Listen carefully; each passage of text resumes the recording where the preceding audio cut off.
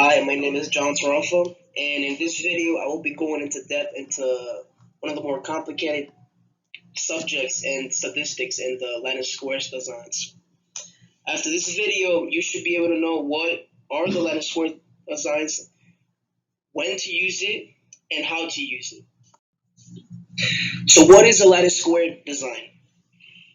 In statistics, a lattice square design is basically a puzzle where you try to figure out how many ways letters or numbers can be organized in a set of rows and columns, keeping in mind that the rows and columns must be exactly the same number amount in order for this technique to be successful. While also each number or letter can only appear once. This technique is used to reduce the systematic errors. One of the main advantages of the lattice square design is obviously the ability to reduce the systematic errors, but it's also the accuracy and timing of this technique because it also performs at a high level with fewer attempts and it is also an unbiased estimate. On the other hand, one of the main disadvantages of this technique is that the columns and rows have to be equal for this technique to work. So if you're an engineer working with a problem and you don't know how many variables and unknowns it has, this is probably not the best technique to use. It also has to have the complete data because if you have missing data, there will be major problems. Also, you do not know how the variables will interact with each other and the effect of each treatment.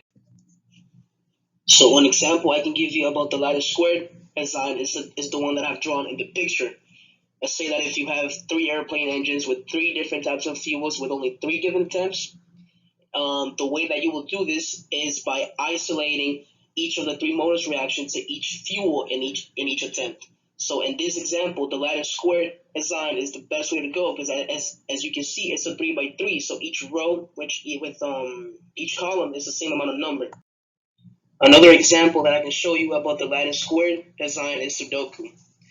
I don't know if you guys have ever played Sudoku, but in Sudoku, you always must have the same number for rows and columns, and only one variable or number can only appear in a row or column, as you can see in this example of the solution for the Sudoku.